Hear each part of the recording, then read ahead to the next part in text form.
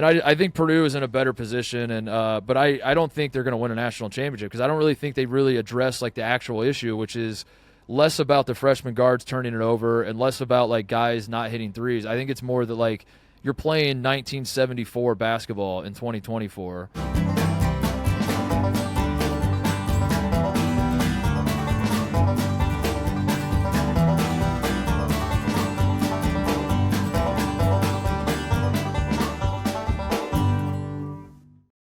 Two very unlikely things happened over the last 24 hours. Number one, Virginia got in the tournament. Number two, we got on Mark Titus' schedule. This is a busy time of year for my man. I mean, he's just cycling through from one thing to the next, and we're very thankful to have him on the show. Mark, how are you? I'm doing great. I love coming on the show. I'm very happy for you guys, although I will say I'm in a weird spot because, as you both know, I've been a huge proponent of Tony Bennett basketball through the years. And this year's put me in a tough spot where I don't know if I can continue to be a proponent. And I am happy that Virginia's in the tournament. I'm not so happy that I'm going to have to watch another game of Virginia basketball on Tuesday night. But that's okay. I understand that argument, but I don't know that Virginia basketball, short of 3 or 4 NBA players, has ever passed the eye test. I think the committee said, we care about your resume. We care about things like strength of record. We don't care so much about predictive metrics. And I, for one, am grateful. No Q3, no Q4 losses, 23 wins. Clemson, Florida, A&M, NC State beat all of them. NC State. You're the big Ken Palm guy, though. They're 69th in Ken Palm. That's what I was going to point out is UVA people that love Ken Palm. And Ken Palm hates you this year. We used to be terribly efficient, and now we're not. And that's fine. That's fine. Now, on the other side of things, nobody has ever finished solo third in the ACC in the regular season and not gotten in. So we're going to break that precedent, Mark, Titus? It's a good point. Yeah, that would be a tough precedent to break. No, I will cheer for Virginia. I cheer for the idea of Virginia basketball, and I lasted as long as I could this year. But the offense is just brutal. It's just brutal. And I do think Virginia was fun to watch once upon a time. I think you guys should get more NBA players. I think you mentioned it, Macon. That would be good. You should try having NBA players. We could make more free throws, too. What's our free throw percentage this year? It's about 67. Do you think that I could hit 7 out of 10 free throws? I think you could have won the semifinal game against NC State. So who has the biggest gripe? The last 4 out, you're looking at like Oklahoma, Pittsburgh, Indiana State. Yeah. People are freaking out about like who has the biggest gripe out of that little group. I feel like it's one of the Big East schools. St. John's Seton feels Hall, like yeah. St. John's feels like they're the best team, but Seton Hall, if I remember right, I think Seton Hall swept St. John's, and Seton Hall has like better wins. So Seton Hall might have like a better resume, but St. John's was playing great down the stretch and feels like a better team to me. I don't know. The bubble was actually like really weak this year. That's kind of how it always works is Virginia's the one that's the lucky one that gets in. But I don't really know who – you can poke holes in any bubble team, which is why they're bubble teams to begin with. But I just assume that one of the Big East teams is going to get it. Indiana State, if I could pick who I wanted to be in that spot, it would have been Indiana State, but I didn't get the feeling that they were ever seriously in the running, just because their schedule was so bad and they had some tough losses. But yeah, I would have gone with one that it just feels weird. Like teams make the tournament, conferences don't. That's what they say. But to have the Big East have 3 bids just feels crazy to me. Because the Big East was maybe there were stretches where I felt like it was the best conference in the country. And it's obviously very top heavy, and you know the Seton Hall beat UConn by 1,000, and I felt like that would matter in the end, but I guess it didn't. So that's the way it goes. It's the year of the football schools, man. We got the Big 12 and the SEC with 8 apiece. Mm-hmm. ACC down there with 5. Let me zoom out for a second. Your dog, I guess, picks a bracket. Yeah. Okay, how'd that go? He picked. Let me see if I can find it. He picked Carolina to win it all. He beats me every single year, literally every year. He does better than me, which is why I do this. I have my dog do it so no one yells at me, because if you follow my picks, you're a moron, and you should follow his instead. He had UAB, Carolina, Nebraska, and Kansas as his Final Four, and then Carolina over Kansas. Does he know about the injuries in Lawrence? Yeah, he's taking that into account. I think he's anticipating. Okay. Kansas All right, so my pull it together. The real question is, Who has a better shot of seeing the 2026 NCAA tournament, Sister Jean or your dog? Hold on, dude. Well, the dog's going to die at some point, Mark. He's 13 years old. You need to have a contingency plan in place. God damn. Most wonderful time of the year, and you bring me on to face my own mortality with my dog. No, not your via own my mortality. Dog. Well, I mean, you're gonna live a what while. happens when dogs go is then then you pause, you mourn the loss of the dog, and then you reflect on your own mortality in that moment. That is true. That is true. What kind of dog is it? He's a golden retriever. Yeah. Oh, he might yeah. live to be 16, 17 years old. Yeah, he's gonna live forever. We think we found the one dog that's gonna live forever. So One of those guys you're like, he's still in the tournament? we gotta keep him around long enough to see the Buckeyes back in the tournament. And, Yeah. What do you think of the it. new coach? I'm fired up about it, man. I'm really excited. I think he's awesome. He's a great recruiter. He's not necessarily a national splash guy, but I think people that know Jake and know Ohio State basketball are fired up about it, and that's all. Those are the only people that matter. So. Okay, so we're going by region here, but before Yeah. we go by region, maybe give me 1 through 4 who has the best chance of the 1 seeds to get to the Final Four, and maybe frame it a different way. Who's going home first? Yeah, so it's weird because the way they seeded it, based at like UConn's the 1 overall, Houston's 2, Purdue's 3, and Carolina's 4. I think that is the hard. That's how I would order the difficulty of each region. I think UConn got the toughest region, Houston got the second toughest, Purdue got the 3rd, and Carolina got the 4th. So if you're asking me based on draw, I think Carolina has the best draw because I think the West is by far the weakest region. Now, part of why I think it's weak is because Carolina is by far to me the weakest one. So it depends on how you're looking at it because I think Carolina in a vacuum is the most susceptible 1 seed. UConn, Houston, and Purdue were pretty obviously a cut above the entire season. And of those 3, UConn's the only one that won their conference tournament. So, you could talk yourself into like Purdue just lost to Wisconsin. Houston got boat raced by Iowa State. But throughout the totality of the season, they've all been dominant for stretches. Houston's defense is just suffocating. Zach Edey is inevitable. He's a chore to watch. And Big Ten fans are very happy to have him out of the conference at this point. But his production's inevitable, and Purdue, despite, I don't need to tell you guys, like despite the past run that they've had, I don't think that's indicative of what we're about to see from them. And then UConn is just like a fucking wagon, dude, top to bottom. Like even when they don't play well, they play well. Like against Marquette, they were not playing well at all in the Big East Championship, and they still were in total control of that game. So I think those 3 are very obviously better than Carolina, but with the way the bracket shook out, like Carolina, it's almost like I don't like Alabama as a 4 seed. They don't play any defense at all. Baylor kind of doesn't either. Arizona is a team that will shoot themselves in the foot at some point. By the time they play Arizona in the Elite 8, the Caleb Love angle of all of that, like I don't actually think Arizona is going to make it that far anyway to face North Carolina. So I think North Carolina is in a good spot, but they are the worst team. So I don't know if that answers your question, but that makes it that's what stood out to me is like they said that they seeded them 1, 2, 3, 4, but then the difficulty of each region reflects the exact opposite to me. Yeah, it's like inverted. Which region you want to start with, Meg?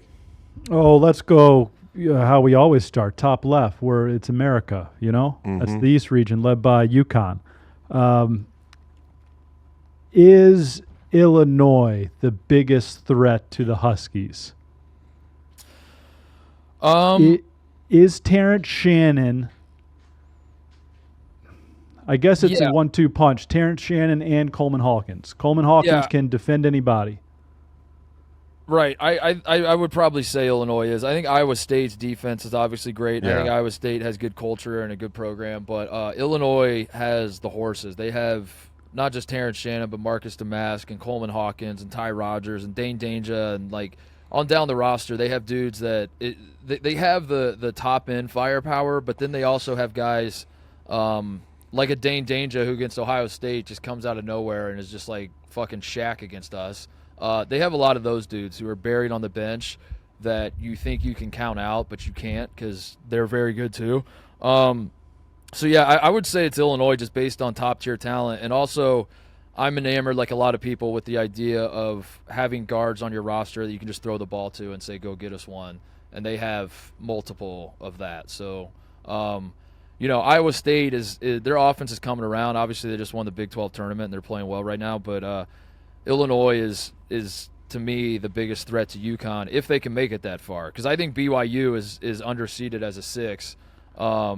And if BYU and Illinois play in the second round, I would not even kind of be surprised if BYU beat them. So that's the wrinkle of it all too, is how that all shakes out. If Illinois can even get to the Elite Eight to play UConn, but yeah, if we're just like listing the biggest threats to UConn based on who's in that region, I do think it's Illinois.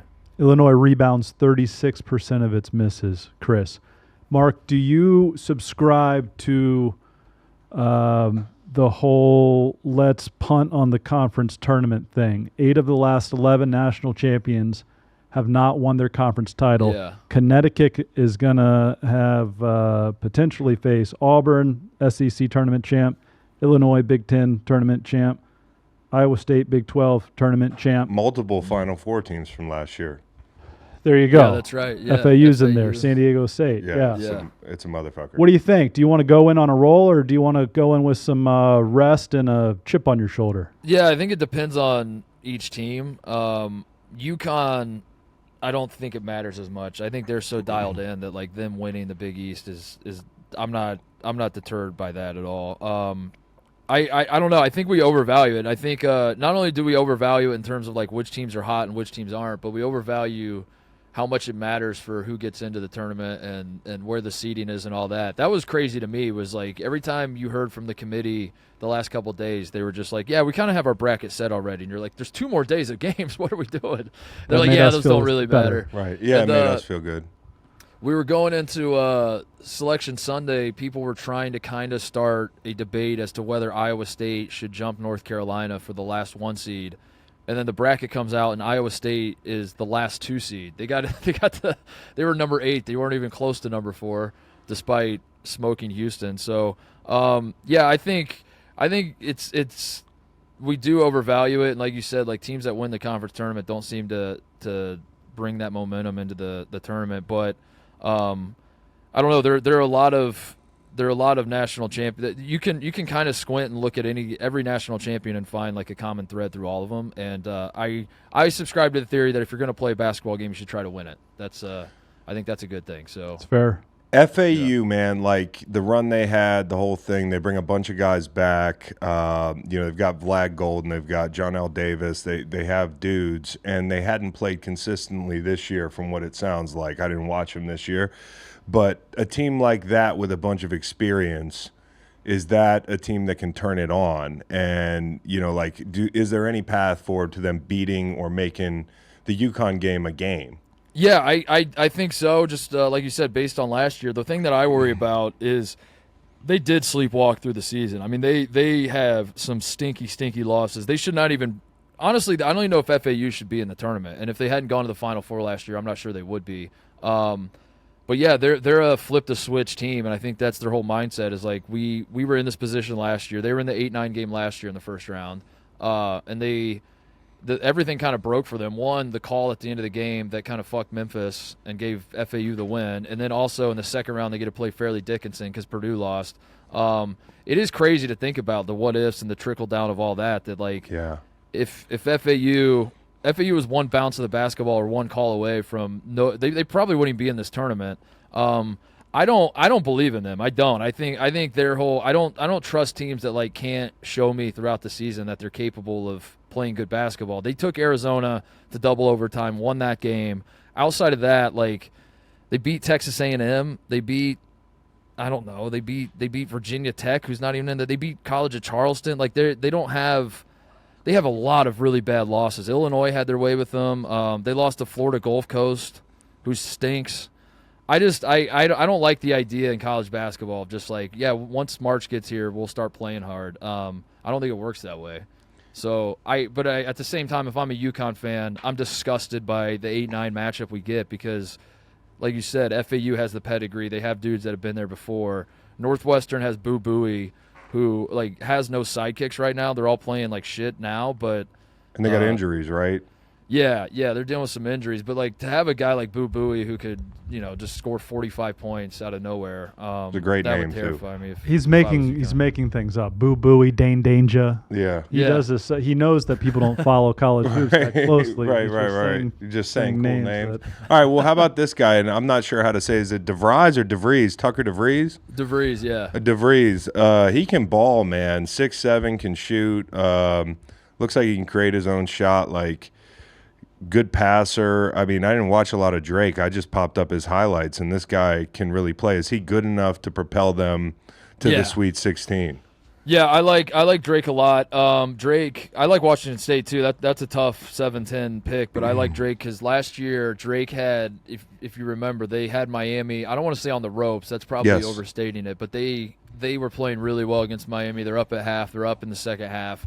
Tucker DeVries went 1 for 13 in that game, played like dog shit, had 3 points. And I feel like they're a team that has been playing well all year. Indiana State was kind of the darling of college people that were following college basketball closely because of Robbie Avila and like kind of the style of play that Indiana State had. And Drake beats them in the Missouri Valley and they get the bid over Indiana State. I think Drake is just as fun, and I think Drake has the unfinished business or whatever you want to call it from last year where they were in a similar spot. A lot of these dudes are back, and Miami went on to the Final Four, and they had Miami right there, and that's kind of how the tournament works. It's a tournament of what-ifs, and you look back and you're like, that could have been us, whatever, but they took a Final Four team to the wire, and their best player played the worst game of his life, and I just have to believe that that's not going to happen again. So I really like DeVries. I really like Drake, and I picked Drake in my Elite Eight, which I don't even know if I really believe they're that good, but I got a little drunk with Me too, Drake buddy. I got Drake in my Elite Eight along with Auburn. Am I on crack with the Auburn pick? They're good. No, Auburn's good, man. Auburn is they got their defense is insane. Janai Broome is Broome's awesome. so good, dude. He's awesome. And yeah, they got the history. Last time Auburn won the SEC tournament, they made the Final Four. So it was 2019. I don't know if you guys are familiar with that tournament. Yeah, I'm familiar with that one. Yeah, watch that one. Let's go to the West. Carolina. In D.C., R.J. Davis and Armando Bacot scored all of their points. It feels like if you take one of those guys away, Carolina could be wobbly at virtually every juncture around 32 and onward.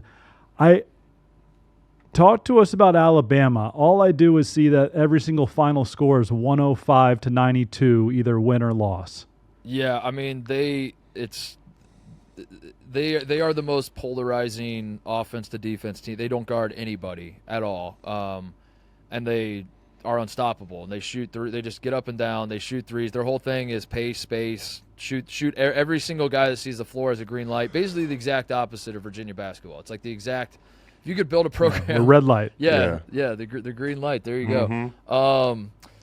Bama is, if you catch them on the right night when they're scoring 111 points, 110 points, you think it's the best team in the country. But then you catch them and Kentucky puts 117 on them in Rupp Arena, and you're like, this team sucks and they're going nowhere. So it's honestly. It's anyone's guess as to how good Bama is. Last year, they played better defense, and last year they were the number 1 overall seed last year. They lost to San Diego State in the Sweet 16. They had Brandon Miller, who's obviously a great player, an NBA player. They don't really have that this year. Mark Sears is their point guard. He runs everything. He's very good. He'll be on some sort of All-American team, like third team or some shit.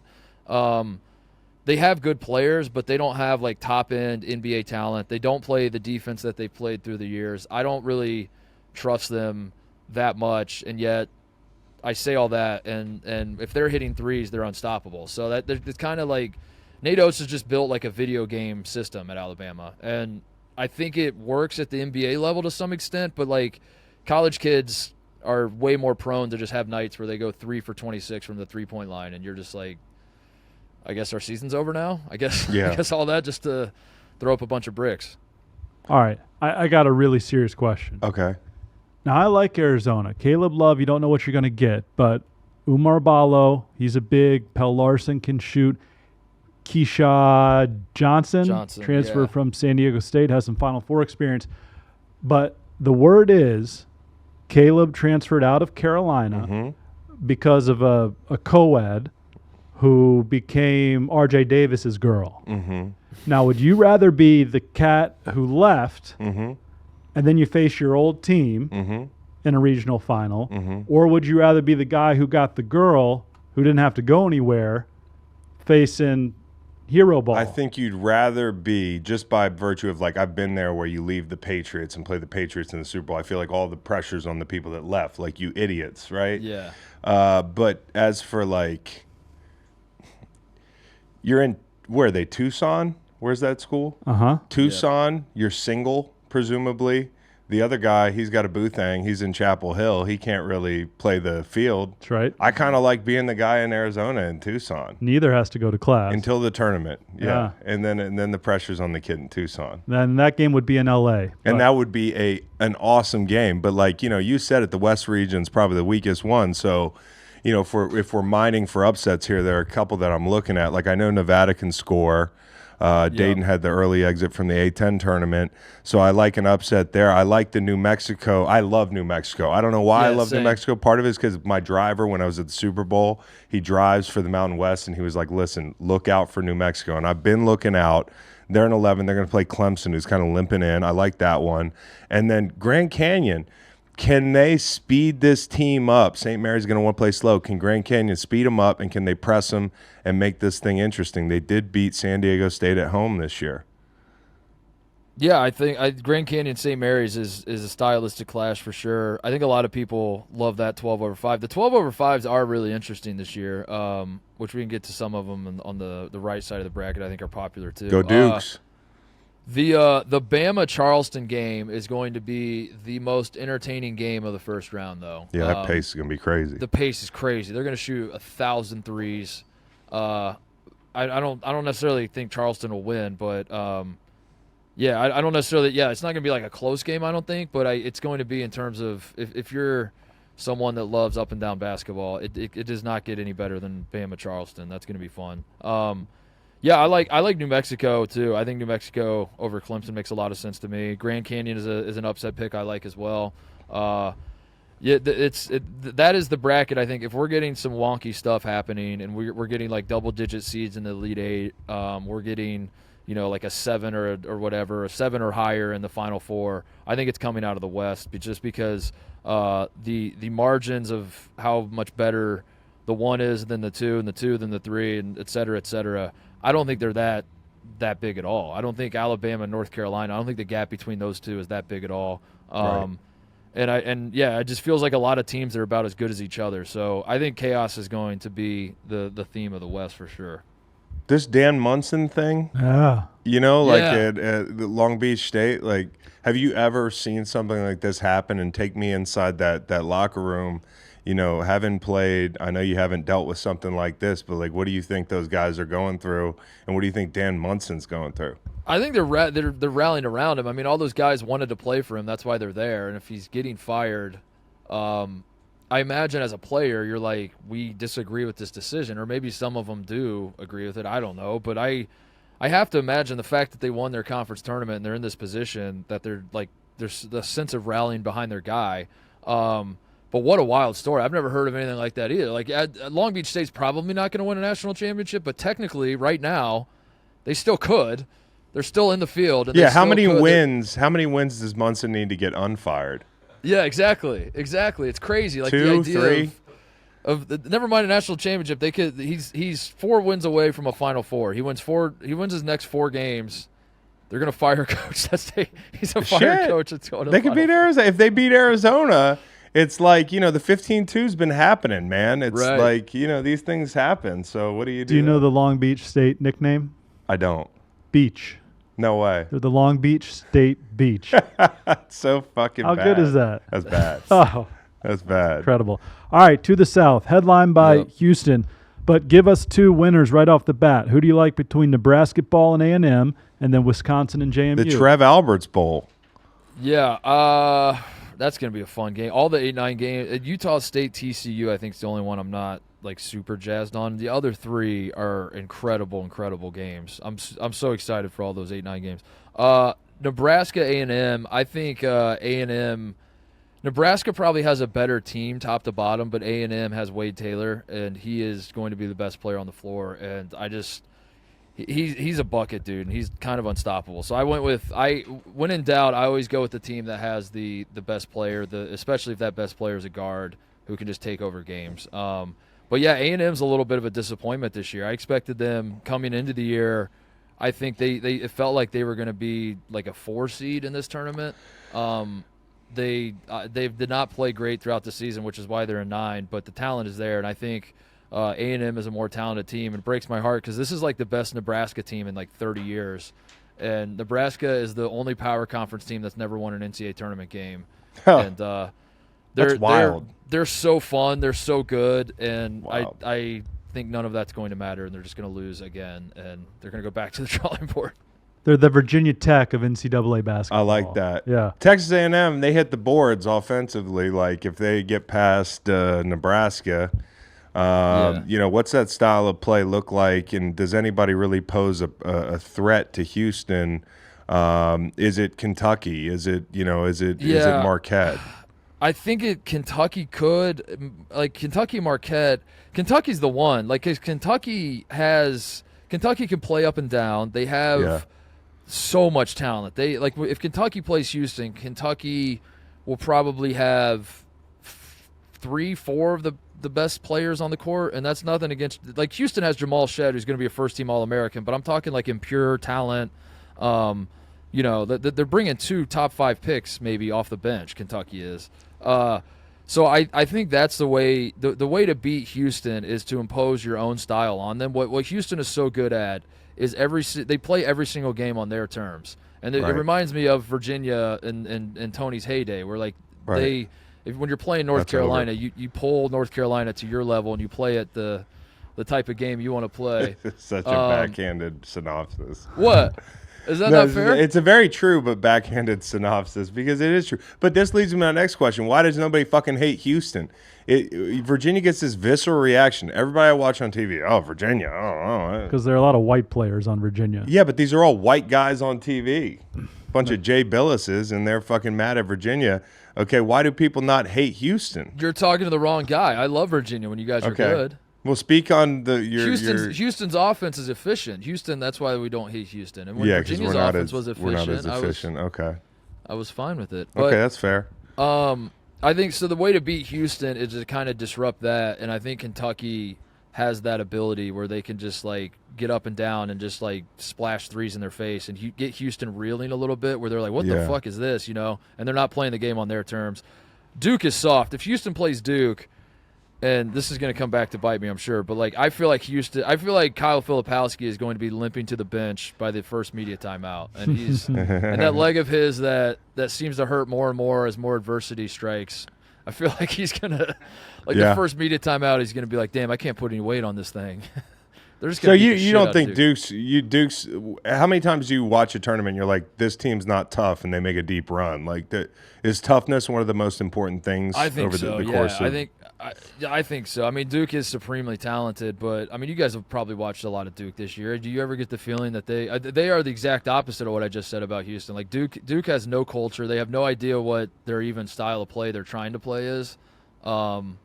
They're super talented, but there's nothing about Duke that's like we should fear these guys other than they have NBA players. But like even the NBA players, I don't know. They're a mess culturally, I would say, at Duke right now. And Houston is the exact opposite. So the James Madison Wisconsin game is the one, though. I mean, everybody's obviously on that one, and you guys being Virginia guys. I don't know. I might zag. Yeah, when the public's on a 12 like this. Yeah, JMU hasn't played anybody this year from what I understand. So no offense, Reed. One of our producers is a Duke. I'm more interested in the NC State game, 5 games, 5 days. Like, how does that work out? Yeah. Yeah, Texas Tech is a team that, like, I think. Are they still like us? No, they're Texas not. Tech, they like defense? No, that's what I was going to say. No. The North Texas cat. Yeah, they like offense. They like guard play. No, they like offense now. They got guards that can. So we could do that. Yeah. We could do that with the same. We could decide that we're on offense. Yeah. We like offense at some point. NC State, you're probably going to hit a wall. Yeah, and as you guys know, I mean, they were lucky to not only lucky to beat you guys, they were lucky to be in the position to even play you guys. And then they were, I mean, yeah, at some point midnight's going to strike, and I worry about NC State going back to Raleigh and forgetting to practice for the game, forgetting to scout Texas Tech because they're just like high-fiving everybody and getting their dick sucked all week. And that could be distracting. Yeah. That could be a distracting thing. They're just Marquette's got Tyler Colick. Colick, I'm hearing a lot about Colick, not like a colicky baby. Yeah. But this guy's got an oblique, if I understand correctly. Yeah, you being a former elite athlete, he does. He's got 2 obliques. When you have 2 obliques and one's not working so well, is that a problem on the basketball court? I would imagine so. Yeah, I don't think I was athletic enough to ever strain my oblique. I'm jealous of the guys who can even do that. Yeah.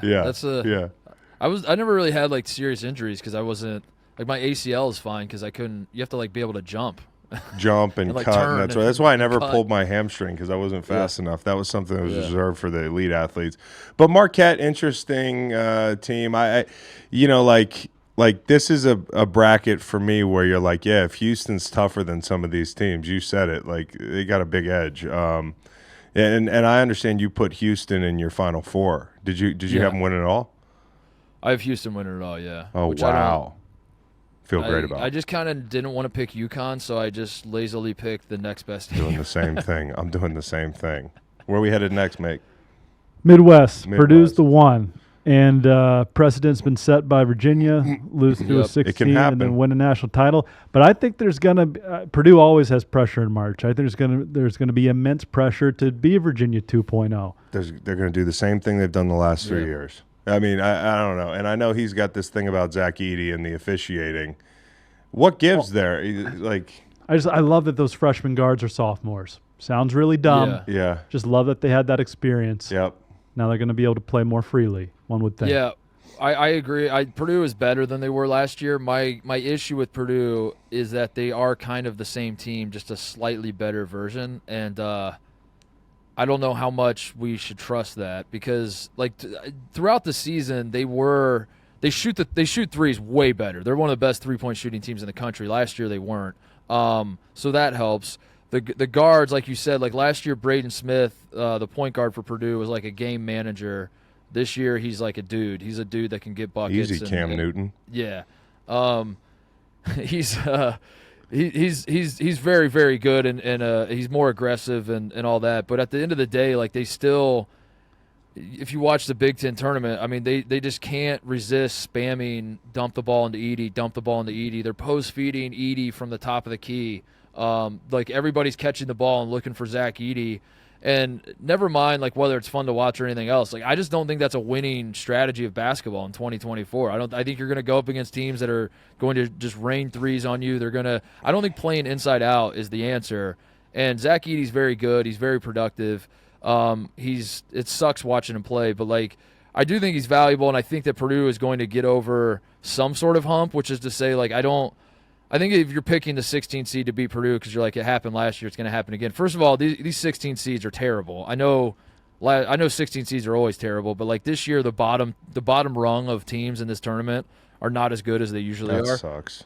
And I think Purdue is in a better position, and but I don't think they're going to win a national championship because I don't really think they really address like the actual issue, which is less about the freshman guards turning it over and less about like guys not hitting threes. I think it's more that like you're playing 1974 basketball in 2024, and I think at some point people don't fear Zach Edey anymore either. That's the other thing is like you're seeing teams that are just like going at him defensively. I think the book is out on him there that like he can't guard ball screens, he can't move his feet in defense. He's good at being big and standing under the basket, but you get him pulled out from the basket, you can get any shot you want on Purdue. So.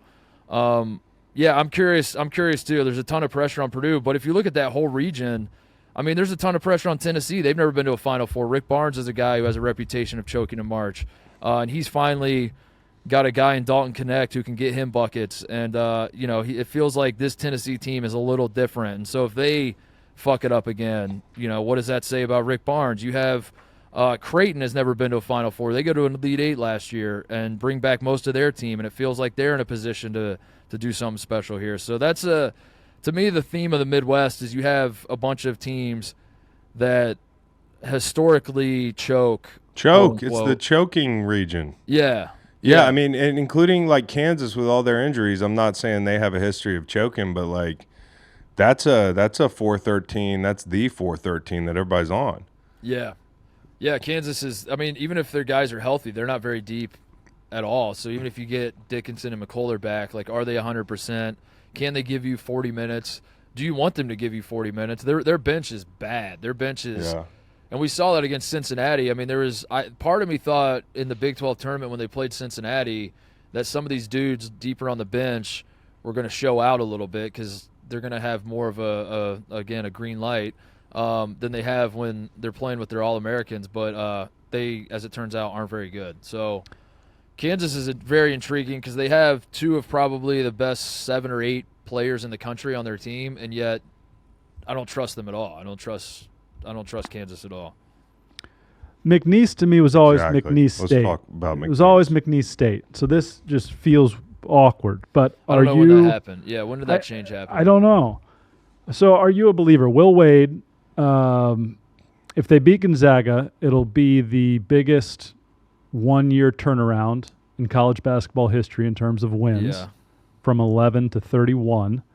Will Wade has won tournament games at VCU and LSU. They said they wanted to win 23 games this year because they lost 20 last year. Now they've won 30. They won 31. Cheated a lot, got caught a lot. Now he's at McNeese and playing a Gonzaga team that's not as strong as it's been in recent years.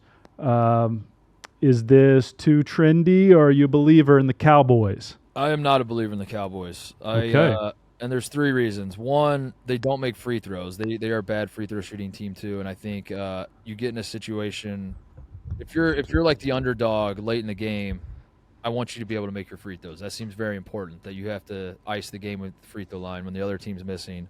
Actually, there's 4 reasons. 2, Gonzaga. Every time you see them in a bracket, it feels tempting to make them lose early. And this Gonzaga team is one of the worst Mark Few's ever had, and they're still a 5 seed, and they're still not a bad team really at all. Gonzaga's been to 8 straight Sweet 16s. Gonzaga has not lost a first-round game since 2008 against Steph Curry. They are a program that wins in the NCAA tournament, and yet everyone knows them as the program that hasn't won an entire NCAA tournament. So I think there's this belief that like Gonzaga is always susceptible to an upset, and maybe they will lose this time, but like that's just the reality is like Gonzaga wins at least one game in every tournament they're in. And then on top of that, McNeese does have 30 wins. They've won 30 games. They're 30-3. 4 of those are against. One of those was against Mississippi University for women. 3 others were against non-Division I teams too. How does that work? I have no idea. Their schedules. It's insane. They beat Bible Studies by 41. They beat Bible Studies? Yeah. Bible Studies. They played a team called Bible Studies? Yeah. One of the best wins they have all year, probably the second best. I'm looking at KenPom right now. Number 1 is their first game of the year. They beat VCU. Other than that, their second best win of the year is probably Michigan. And Michigan was like 8-23 this year and terrible. So, I don't know. There's a lot of people who think Leah Thomas ruined women's sports. I think McNeese ruined women's sports. Hey, fucking, what the fuck? I can't get over this. Somebody has to explain to me, were there men on the court? I don't know, dude. It's wild shit. They played Mississippi University for women and won 92-23. So, I mean, that's like a hate I don't know. crime. I don't know. As I try to find this school, Gonzaga did beat Kentucky in February. You know who's never lost at Oregon? Coach Altman. In the first round. You know, we were talking about teams that don't get upset in the first round. I think Oregon is a sure thing. Oregon with Dante back, I mean, like a little bit underseeded maybe. You know, like they start the year without the big fella, and like they seem like one of these teams. I don't watch a lot of Pac-12, but people talking about them being a little bit underseeded. I like the idea of Oregon making a run. Yeah, and on top of that, I think South Carolina. I don't know how to say it without it just being a complete insult, but like they earned the seed. They are not supposed to be here. They're not supposed to be here. Yeah, I mean they're punching above their weight class right now. So I think they had a hell of a year. It's worth celebrating. But South Carolina is not. Even as they were racking up wins in the SEC, it was more of like a how are they doing this rather than we should start taking South Carolina seriously as a team that can go deep into the tournament. So I have Oregon. I have Oregon beating South Carolina and Creighton. I have Altman winning his revenge game against his old school too, against Creighton. So I definitely believe in Oregon for sure. Can we beat Colorado State? How do you see that matchup going down tomorrow night? Isaiah Stevens, point guard for Colorado State's a bucket. That's going to be the matchup. Is just Colorado State's an offensive-minded team. They'll obviously like to push pace more than Virginia, but you guys are no strangers to teams that want to do that. So I mean, obviously, prefer you guys that. can beat Colorado State, but I don't know. I'm curious. It's a clash of styles, as it often is with Virginia. Can you score enough? That's really it. I think Colorado State's defense is their weak link. Your offense is the weak link. I would prefer just Colorado State keep the ball at all times, and you guys get like 2 points for every stop.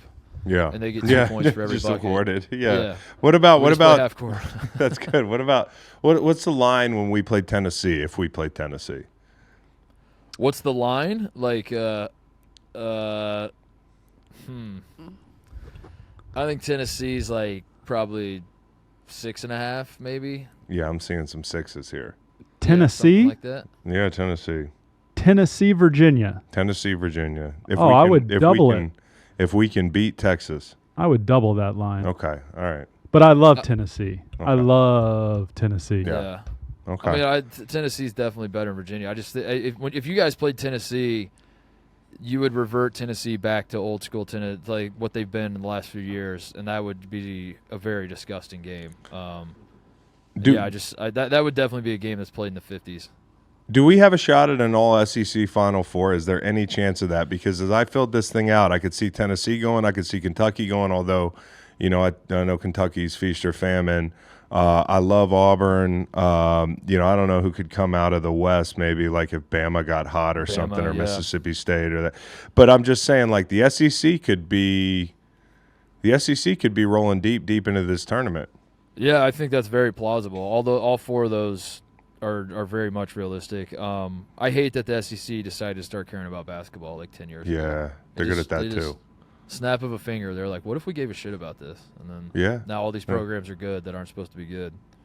Hey, you won't hear this question anywhere else. Who's in your Final Four? Okay. Yeah, Titus, you start because you know what you're talking about. I was, as I often am, kind of chalky. I had a lot of upsets throughout the bracket, but then when I go Final Four, I just puss out and go back to 1s and 2s. So I had UConn. I had Arizona breaking through, which I don't really know how much I believe. It was one of those deals you're like filling out the bracket and you're just kind of going, and then you look up, and I had a bunch of teams left that I didn't like. I had Arizona, New Mexico, Bama, and Mississippi State. And in my Sweet 16, so I was like, all right, well, one of these has to go to the Final Four. I guess it's Arizona. I have Houston out of the South. I think they were, for long stretches this season, the best team in the country. And if they don't lose, they could have lost to Iowa State in the championship by just a reasonable amount. And I think there's a world where they're the number 1 overall seed. And I have Tennessee coming out of the Midwest, which I feel like that's. I trust UConn and Houston. Obviously, they're 1 seed, so I trust them more. But Tennessee, I don't know. I've been in love with Dalton Knecht all season. I don't know how much you guys have watched him, but he is the most entertaining guy in college basketball this year. Zach Edey's going to win all the Player of the Year awards, but Dalton Knecht is absolutely electric. And I put them in the Final Four just because I want to see it happen, really. Look at us. I've got 2 minutes of prep. Kentucky, Tennessee, Arizona, and Auburn.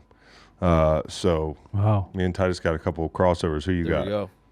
Illinois, Arizona, Tennessee, and the Duke University Blue Devils. Whoa. Now, I liked Go what you Vols. said because I don't want it to happen. I see Roach, Proctor, Mitchell, McLean, and Filipowski. You may have changed my opinion with their not having an identity, and I don't want it to happen. Obviously, it's more of an emotional hedge to put them through, but I don't know. I didn't like what I just saw from Houston. I have Tennessee beating Illinois for the national championship. Two things. Number one, do you ever know as a player, is there ever a gym that has a reputation for bad rims? Because I keep hearing Dayton bad rims.